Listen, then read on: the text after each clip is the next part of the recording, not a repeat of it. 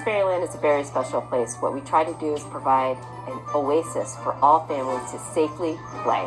It's fun and kids can play everywhere. Such a sweet girl. There's puppet shows. There's a pirate ship over there. It's so fun. It's very exciting for kids to come here and use their imaginations as they hear different stories from around the world. I want every kid to feel like they can do whatever they want when they come through those gates and have their imagination be expanded by the experience. There's a library for people to read to get relaxed, and there's rides, it's fun, there's games. I love everything here. It's a place where little kids' dreams can come true. And grown-ups can come too. That's what Fairyland really is. It's a place to forget everything else in the world and for just an afternoon be with your family and be in a wonderful fairy tale world where anything can happen.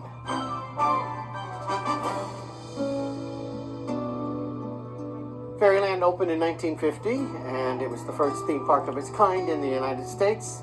One of the ideas of our original designers of Fairyland, William Russell Everett, William Penmont Jr., and Arthur Navalet, was that Fairyland would be a place where the trees would grow up, and behind every single one, you'd find something new in Fairyland. It was a child's discovery from one fairy tale world to the next.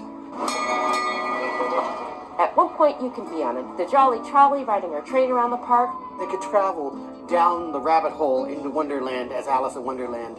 They could get on Peter Pan's pirate ship and be Peter Pan. We have the Storybook Puppet Theater, which is the longest continuously running puppet theater in the United States. Even Frank Oz of the Muppets got his start here when he was 10 years old. In the early 50s, Life magazine came to Fairyland. They did a full-length, 7-page article of Fairyland with pictures of the sets. And after that hit the newsstands all over America, we became a smash hit. In 1954, we were lucky enough to have Walt Disney come here to Fairyland. He was going all over looking for things that he thought would best represent the ideals of what he felt Disneyland should be. He was so captivated by our costumes, by our sets, that he said, aha, here's something I can kind of base my ideas on. I think people oversimplify Fairyland. It's a storybook theme park, but really, it's an informal education space. This is probably one of the most recognizable icons of Children's Fairyland. It is the Fairyland Magic Key. It activates storybook boxes all around the park.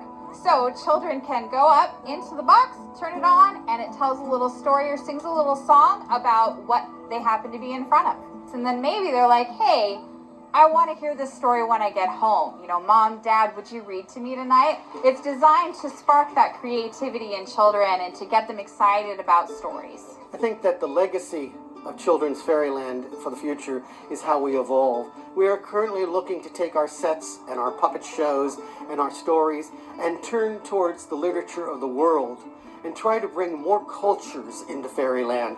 And that's how we're going to grow into the future. Fairyland is about to be 75 years old in 2025. We want to see Fairyland at 75, at 100, at 125.